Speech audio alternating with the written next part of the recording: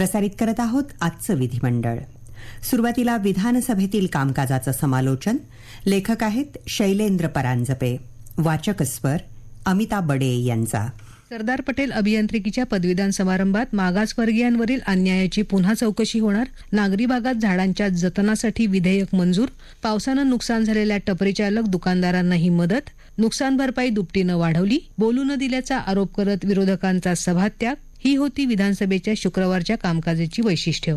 विधानसभेच्या शुक्रवारच्या कामकाजाला प्रश्नोत्तराच्या तासानं सुरुवात झाली. पहिला प्रश्न पुकारण्याआधीच काँग्रेसचे ज्येष्ठ आमदार बाळासाहेब थोरात यांनी मुख्यमंत्री आणि दोन्ही उपमुख्यमंत्री सभागृहात नसल्याचा मुद्दा उपस्थित केला. प्रश्नोत्तराचा तास महत्वाचा असून त्यात जनतेचे प्रश्न मार्गी लावले जातात आणि सभागृहातील या महत्वाच्या कामकाजाबद्दल मुख्यमंत्री आणि उपमुख्यमंत्रीच उदासीन असतील तर त्यांना अध्यक्षांनी समज द्यायला हवी अशी मागणी थोरात यांनी केली. त्यावर अध्यक्ष नार्वेकर यांनी स्पष्ट केलं की काही मंत्री सभागृहात उपस्थित आहेत आणि ते सामूहिक जबाबदारीच्या अंतर्गत सरकारचे प्रतिनिधित्व करतात. भिवंडीचे आमदार रईस शेख यांनी त्यांच्या सातारा जिल्ह्यातील महाबळेश्वर तालुक्यातील शिंदी ते आरव गावादरम्यानचा लोखंडी पूल दुरुस्तीच्या कामाच्या वेळी झालेल्या अपघाताचा प्रश्न तारांकित प्रश्नाद्वारे उपस्थित केला होता. सार्वजनिक बांधकाम मंत्री रवींद्र चव्हाण यांनी त्यावर उत्तर देताना सांगितलं की हा लोखंडी पूल 12 वर्षांपूर्वी पडला आहे. त्या गावातील नागरिक छोट्या ओहोळावरील तात्पुरत्या रस्त्यानं वाहतूक करतात. या पुलाच्या कामासाठी आर्थिक तरतूद केली आहे. जिल्हा नियोजन समितीच्या माध्यमातून शिंदी ते आरव या रस्त्यासाठी नवीन साकव बांधण्यासाठी 59 लाख रुपये खर्च अपेक्षित आहे. तो मान्य झाला की काम हाती घेण्यात येईल असं चव्हाण यांनी सांगितलं. दहिसरच्या आमदार मनीषा चौधरी यांनी अंधेरीच्या सरदार पटेल अभियांत्रिकी महाविद्यालयाच्या पदवीदान समारंभात काही मागासवर्गीय विद्यार्थ्यांना शुल्क भरले नाही म्हणून पदवीदानापासून वंचित ठेवण्यात आले का असा प्रश्न विचारला होता. त्यावर उच्च आणि तंत्र शिक्षण मंत्री चंद्रकांत पाटील यांनी असा प्रकार घडला नसल्याचं स्पष्ट केलं. एकूण 27 स्नातकांना पदवीदान समारंभात पदवी दिली गेली नाही. संस्थेच्या परिपत्रकात हे स्पष्टपणे नमूद केलं आहे की शिक्षण शुल्क भरण्याची अटीची पूर्तता करणाऱ्या स्नातकांनाच पदवीदान समारंभात पदवी दिली जाईल. मंत्री पाटील यांनी हेही स्पष्ट केलं की 27 जणांमध्ये 15 विद्यार्थी खुल्या प्रवर्गातले, 9 मागासवर्गीय आणि 3 अनुसूचित जाती जमातीतले होते. आमदार वर्षा गायकवाड, नाना पटोले, राजेश टोपे आणि आशिष शेलार यांनी शिक्षण मंत्र्यांकडे या संस्थेवर कारवाई करावी अशी मागणी केली. तसंच हा प्रकार आकसानं केल्याचा आरोपही केला. त्यावर मंत्री पाटील यांनी स्पष्ट केलं की यापूर्वीच या घटनेची चौकशी झाली आहे आणि अहवालही आला आहे, पण सभागृहातील सदस्यांच्या भावना लक्षात घेऊन पुन्हा या प्रकाराची सखोल चौकशी केली जाईल. माहितीच्या मुद्द्याआधारे आमदार पृथ्वीराज चव्हाण यांनी संभाजी भिडे यांनी राष्ट्रपिता महात्मा गांधी यांच्याबद्दल केलेल्या वक्तव्याचा मुद्दा विधानसभेत उपस्थित केला. संभाजी भिडे या व्यक्तीनं राष्ट्रपित्याबद्दल नालस्तीकारक विधान केलं आहे. या व्यक्तीला तातडीने अटक करत त्यांच्यावर सरकारनं उचित कारवाई करावी असे निर्देश विधानसभा अध्यक्ष राहुल नार्वेकर यांनी दिले. अध्यक्ष नार्वेकर यांनी स्पष्ट केलं की आमदार पृथ्वीराज चव्हाण यांनी सभागृहाला काही माहिती दिली आहे. त्यावर मी निर्देश दिले आहेत की सरकारनं शहानिशा करावी आणि उचित कारवाई करावी. मुख्यमंत्री एकनाथ शिंदे यांनी स्पष्ट केलं की अध्यक्षांनी निर्देश दिले आहेत त्याप्रमाणे सरकार तपासून घेईल आणि योग्य ती कारवाई करेल. मुख्यमंत्री शिंदे यांनी विधानसभेत निवेदन करून संततधार पाऊस तसंच अतिवृष्टीमुळे बाधित झालेल्यांना वाढीव नुकसान भरपाईची घोषणा केली. मुख्यमंत्री शिंदे यांनी सांगितलं की माझं कुटुंब माझी जबाबदारी यापुरतं मर्यादित न राहता शेतकऱ्याच्या पाठीशी सरकार उभं राहील. सरकारनं एनडीआरएफच्या निकषांपेक्षा दुप्पट पैसे दिले आहेत. काल पीएम किसान योजनेत राज्य सरकारचे 6,000 रुपये शेतकऱ्यांना दरवर्षी मिळणार आहेत. अतिवृष्टीग्रस्त शेतकऱ्यांना 5,000च्या ऐवजी 10,000 रुपये मदत केली आहे. 50,000 रुपये टपरीवाले, पथारीवाले यांना आपण दिले आहेत. छोटी टपरी असेल तर 10,000 रुपये दिले जातील. हे सारं सामान्य माणसांच्या पाठीशी उभं राहण्यासाठीच केलं आहे. कृषी सेवकांचं मानधन 6,000 रुपये होतं ते आता 16,000 रुपये केलं आहे. हे शेतकऱ्यांचं सरकार आहे. 1 रुपया कृषी विमा 1,15,00,000 शेतकऱ्यांनी घेतला आहे. एका क्लिकवर 2,500 कोटी रुपये शेतकऱ्यांना मिळाले आहेत. 14.5 लाख शेतकऱ्यांच्या खात्यात जमा झाले आहेत. महिला बचत गट 54,000 आहेत आणि त्यांच्याशी जोडले गेलेल्या 60 लाख महिला आहेत. त्यांच्या उत्पादनांसाठी आपण राज्यात सगळीकडे जागा देऊ.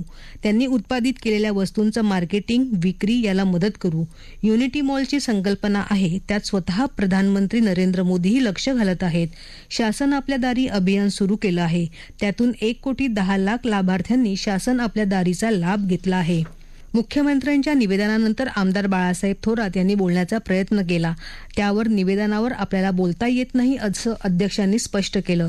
त्यामुळे विरोधकांनी सभागृहात बोलू देत नसल्याचा सरकारचा निषेध करत सभात्याग केला. सन 2023चं विधानसभा विधेयक क्रमांक 32 महाराष्ट्र नागरिक क्षेत्रे झाडांचं संरक्षण आणि जतन सुधारणा विधेयक 2023 मंत्री दीपक केसरकर यांनी विधानसभेत मांडलं. आमदार पृथ्वीराज चव्हाण यांनी या विधेयकावर बोलताना सांगितलं की हेरिटेज ट्री ही कल्पना आपण काळाच्या ओघात रद्दबातल केली आणि ईज ऑफ डुईंग बिझनेस ही कल्पना काय आहे तर जागतिक बँकेनं गुंतवणुकीसाठी देशादेशात स्पर्धा तयार केली. व्यवसाय करण्यासाठी लवकर निर्णय घेत झाडे कापली जाऊ नयेत. ते करताना तज्ज्ञांची मदत घ्या. त्यामध्ये सरेआम कत्तल झाडांची करू देऊ नका. त्याची किंमत मोजावी लागेल. लवकर विकास करण्याच्या नादात पर्यावरणाचा ऱ्हास करू नका इतकीच माझी विनंती आहे असं चव्हाण यांनी स्पष्ट केलं. आमदार आशिष शेलार यांनी महाविकास आघाडी सरकारच्या विधेयकावर सडकून टीका केली. उद्धव बाळासाहेब ठाकरे सेनेचा सर्व विकास कामांना विरोध हेच वैशिष्ट्य राहिले आहे. त्यामुळे तो बदल पूर्ववत करण्यासाठी या विधेयकात तरतूद असल्यानं मी अभिनंदन करतो आणि समर्थन करतो असं आमदार आशिष शेलार यांनी सांगितलं. आमदार सुनील प्रभू यांनी या विधेयकात सुधारणा आणली आहे. ती ईज ऑफ डुईंग बिझनेससाठी असं म्हटलं आहे. पण विकासासाठी आमचा गटाचा विरोध नाही. पण पर्यावरणाचा ऱ्हास करून विकास नको हीच भूमिका राहिली आहे. संयम आणि साधक बाधक चर्चा करून असे निर्णय घ्यावेत. यासाठी सरसकट झाडे कापणे योग्य नाही हीच भूमिका असल्याचं त्यांनी स्पष्ट केलं. अतुल भातखळकर यांनी सांगितलं की अधिकार परत स्थानिक स्वराज्य संस्थांना दिले जाणार म्हणून मी या विधेयकाला पाठिंबा देतो. आमदार आदित्य ठाकरे यांनी सांगितलं की महाविकास आघाडी सरकारने आणलेल्या विधेयकामधून कोणतेही मोठे प्रकल्प बाधित झालेले नाहीत. मोठ्या प्रमाणावर वृक्षतोड होऊ नये यासाठी ते विधेयक आणलं गेलं होतं. आमदार पराग आळवणी, आमदार अमित साटम, आमदार आशिष शेलार, आमदार वर्षा गायकवाड, आमदार योगेश सागर, आमदार मनीषा चौधरी यांनीही भाषणं केली. उपमुख्यमंत्री देवेंद्र फडणवीस यांनी मुंबई शहर दिवाणी न्यायालय सुधारणा विधेयक 2023 सभागृहासमोर मांडलं. त्याद्वारे 10 कोटी रुपयांपर्यंतचे दावे मुंबई शहर दिवाणी न्यायालयात केले जाऊ शकणार आहेत. विधानसभेतील कामकाजाचं समालोचन आत्ता आपण ऐकलं लेखक शैलेंद्र परांजपे. यानंतर विधान परिषदेतील कामकाजाचं समालोचन ऐकूया. लेखक आहेत किरण हेगडे. राज्यातल्या होमगार्ड्सना वर्षातून किमान 180 दिवस काम मिळणार. उपमुख्यमंत्री देवेंद्र फडणवीस यांची घोषणा. 10 कोटींपर्यंतची प्रकरणे आता दिवाणी न्यायालयातच चालणार.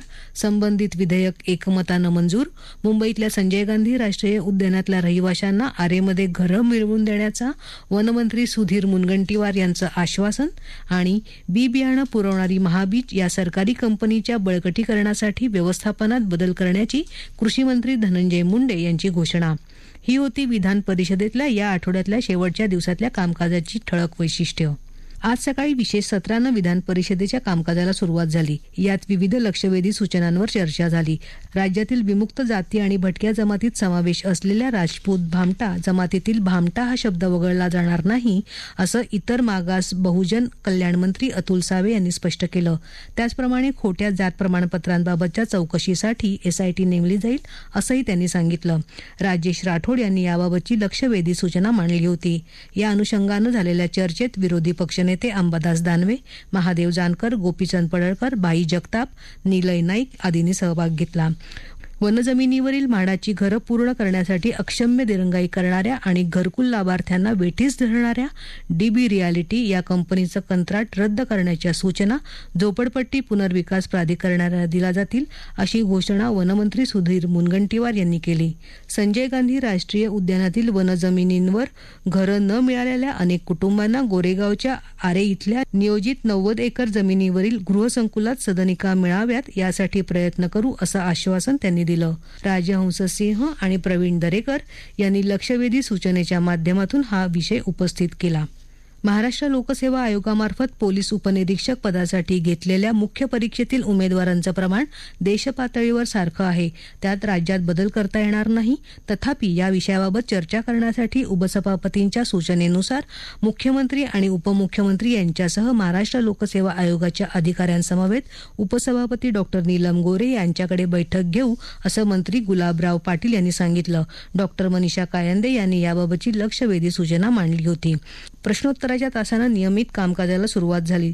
शेतकऱ्यांना बी बियाणं पुरवणारी राज्य सरकारची कंपनी महाबीजचं बळकटीकरण करण्यासाठी तिथल्या व्यवस्थापनात बदल केला जाईल अशी घोषणा कृषी मंत्री धनंजय मुंडे यांनी केली. प्रश्नोत्तराच्या तासात सचिन अहिर तसंच विरोधी पक्षनेते अंबादास दानवे यांनी पुकारलेल्या तारांकित प्रश्नाला उत्तर देताना ते बोलत होते. जालना इथल्या सीड पार्कमध्ये बी बियाणं निर्माण करणाऱ्या कंपनींनी फारसं स्वारस्य न दाखवल्यानं तिथं सीड पार्क अजून आकारास आलेलं नाही. या कंपन्या कशा प्रकारे पुढे येतील या दृष्टीने अभ्यास चालू असून त्यांनी पुढाकार घेतल्यावर कृषी विभागाकडून हे सीड पार्क उभारण्यासाठी पावलं टाकली जातील असंही मुंडे यांनी स्पष्ट केलं. बोगस बी बियाणं, खतं तसंच औषधांची निर्मिती करणारे आणि वितरण करणाऱ्या लोकांविरुद्ध कारवाई करण्यासाठी व्हॉट्सअप नंबर जारी केला आहे. त्यावर येणाऱ्या तक्रारींची गंभीरपणे दखल घेतली जात आहे. याच अधिवेशनात बोगस बी बियाणं तसंच खतं आणि औषधं यांच्या विरोधात कडक शिक्षेची तरतूद करणारा कायदा संमत करू असंही कृषी मंत्र्यांनी स्पष्ट केलं. बोगस बियाणं खतांच्या विरोधात सरकार जोरदार कारवाई करत आहे. आतापर्यंत 143.668 मेट्रिक टन बोगस बियाणं तसंच 252 मेट्रिक टन खतं जप्त केली आहे असं कृषी मंत्री मुंडे यांनी सांगितलं. होमगार्ड्सना वर्षातून किमान 365 दिवसांचं काम मिळावं अशी मागणी करणारी लक्षवेधी सूचना महादेव जानकर यांनी मांडली. गृहमंत्री आणि उपमुख्यमंत्री देवेंद्र फडणवीस यांनी त्याला उत्तर दिलं. होमगार्ड्सचं काम ऐच्छिक असतं. अनेक राज्यात होमगार्ड्सना किमान 180 दिवसाचं काम दिलं जातं. महाराष्ट्र त्याला अपवाद होता. यामुळे आपण 2019 मध्ये मुख्यमंत्री असताना घेतलेल्या एका बैठकीत होमगार्ड्सना वर्षातून किमान 180 दिवसांचं काम देण्याचं निश्चित केलं. त्यासाठी 350 कोटी रुपयांची तरतूदही केली होती. पोलीस महासंचालकांच्या विनंतीनंतर या निकषाखाली 16,000 होमगार्ड्सना कामही दिलं होतं. मात्र 2020 साली मागच्या सरकारच्या कार्यकाळात या 350 कोटींच्या निधीतील फक्त 175 कोटी रुपये खर्च करण्यावर निर्बंध लादले गेले. त्यामुळे होमगार्ड्सना 6 महिन्यांचं काम देता येत नव्हतं. परिणामी पोलीस महासंचालकांनी त्यांची मागणी मागे घेतली. आणीबाणीच्या परिस्थितीत होमगार्ड्सची मदत फार होते हे लक्षात घेऊन पूर्वी घेतलेला निर्णय परत अंमलात आणत आहोत. यापुढे होमगार्ड्सना वर्षातून किमान 180 दिवसांचं काम मिळेल आणि यासाठी 175 कोटींवर असलेले निर्बंध मागे घेऊ असं गृहमंत्र्यांनी जाहीर केलं. त्याचप्रमाणे होमगार्ड्सच्या 1947च्या ऍक्टमध्ये सुधारणा करण्याचा प्रस्ताव राज्य सरकारने केंद्र सरकारकडे सादर केला आहे. त्याचा पाठपुरावा केला जाईल आणि होमगार्ड्सची दर 3 वर्षांनी होणारी नोंदणी बंद करण्याचा तसंच त्यांचा कवायत भत्ता मंजूर करण्याचा निर्णय सरकारनं घेतल्याचं देवेंद्र फडणवीस यांनी सांगितलं. दिवाणी न्यायालयाकडे आता 10 कोटीपर्यंतची प्रकरणे ऐकली जातील. दिवाणी न्यायालयाकडे असलेली 1 कोटींची मर्यादा 10 कोटी करण्याचा निर्णय राज्य सरकारने घेतला. याबाबतचं विधेयक आज विधान परिषदेत एकमतानं मंजूर करण्यात आलं. उपमुख्यमंत्री देवेंद्र फडणवीस यांनी हे विधेयक मांडलं. 1947 पासून दिवाणी न्यायालयात 1,000 रुपयांपासून 1 कोटी रुपयापर्यंतचे खटले ऐकले जात होते. त्यावरचे खटले उच्च न्यायालयात दाखल होतात. परंतु उच्च न्यायालयाकडे असलेल्या खटल्यांची संख्या आणि तिथं लागणारा वेळ लक्षात घेऊन उच्च न्यायालयात जाणाऱ्या व्यक्तीचा खर्च आणि वेळ वाचावा यासाठी उच्च न्यायालयाच्या न्यायाधीशांच्या फोरमने 10 कोटीपर्यंतचे खटले दिवाणी न्यायालयांमध्ये वर्ग करण्याचा निर्णय घेण्याची विनंती सरकारलाही केली. हे विधेयक मंजूर झाल्यानंतर उच्च न्यायालयातील 8,672 खटले आता दिवाणी न्यायालयाकडे जाणार असल्याचं फडणवीस यांनी सांगितलं. विधेयकावरील चर्चेत भाग घेताना एकनाथ खडसे यांनी दिवाणी न्यायालयातील हे खटले अधिक जलद गतीने आणि सुलभ गतीने कसे चालतील याची व्यवस्था करण्याची अपेक्षा व्यक्त केली. अनिल परब यांनी यावर बोलताना सांगितलं की दिवाणी न्यायालयात काही खटल्यांमध्ये ठराविक रक्कम भरावी लागते. आता 10 कोटींपर्यंतची मर्यादा असलेली प्रकरणं दिवाणी न्यायालयात गेली तर त्या रकमेत वाढ होणार का? सचिन अहिर यांनी दिवाणी न्यायालयातल्या न्यायाधीशांची संख्या कशी वाढवता येईल आणि आपण ही सर्व न्यायालयीन प्रक्रिया ऑनलाईन कशी करता येईल या दृष्टीने प्रयत्न करण्याचं आवाहन केलं. शशिकांत शिंदे यांनी गोरेगाव इथल्या दिवाणी न्यायालयातल्या सुविधांसाठी वाढीव निधी द्यावा असं आवाहन केलं. गृहमंत्री फडणवीस यांनी त्याला उत्तर देताना सांगितलं 10 कोटीपर्यंतचे खटले दिवाणी न्यायालयात गेल्यानंतर ते मूळ न्यायालय असल्यामुळे त्याला जास्त पैसे जमा करावे लागणार नाहीत. न्यायालयाच्या इन्फ्रास्ट्रक्चर कमिटीकडून पाठवण्यात आलेल्या प्राधान्यक्रमानुसार मागणी केलेल्या सुविधांचीच आपण व्यवस्था करतो. यानुसार आतापर्यंत 95% मागणी आपण पूर्ण केली आहे. पदभरती, पायाभूत सुविधा या सर्व गोष्टी आपण वेळच्या वेळी देत आलो आहोत. मात्र न्यायालय स्वायत्त संस्था असल्यामुळे तिथल्या खटल्यांचा निकाल लवकर कसा काढावा यासाठी न्यायालयच निर्णय घेऊ शकतात असं ते म्हणाले. विधान परिषदेतील कामकाजाचं समालोचन आत्ता आपण ऐकलं. लेखक किरण हेगडे, वाचक स्वर अमिता बडे यांचा.